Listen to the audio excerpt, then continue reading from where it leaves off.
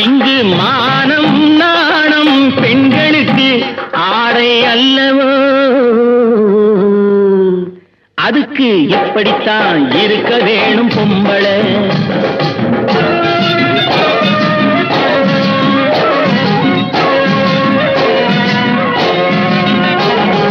உடல் அழகை ஊரு மெச்ச காட்டக்கூடாது, மேலே உடுப்புகளை இடுப்பு தெரிய மாட்டக்கூடாது. உடல் அழகை ஊரு மெச்ச காட்டக்கூடாது, மேலே உடுப்புகளை இடுப்பு தெரிய மாட்டக்கூடாது.